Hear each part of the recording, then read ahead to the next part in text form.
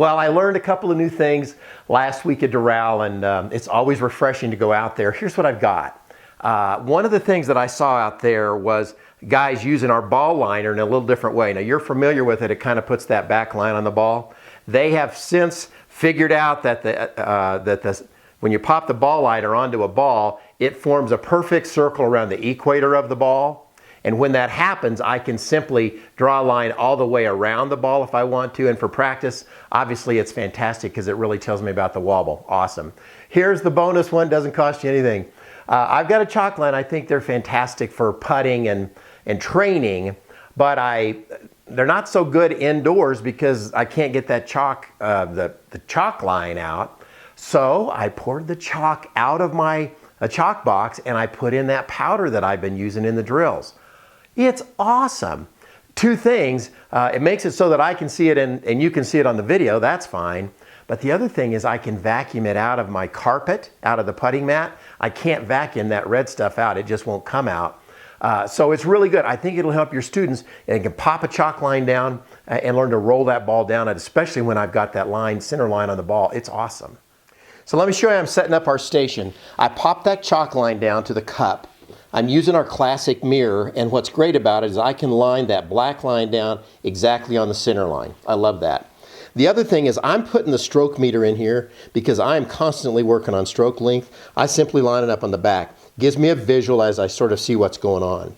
The other thing that I'm going to do is use the ball with that center line. It's fantastic because it looks right down that line. So it takes a little while to set up, but the visual of that is absolutely amazing. So get that line all the way around there.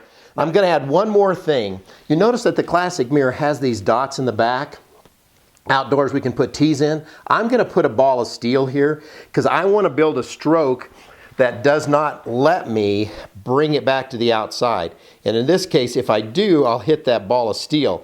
And I use the ball of steel because a regular ball will kind of roll a little bit farther. So I love the way that looks and feels, and it's easy to just put back in place.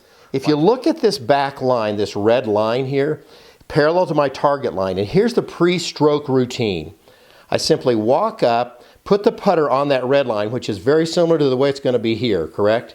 Put it on the red line and make a stroke, and then I immediately walk in and hit that putt, right?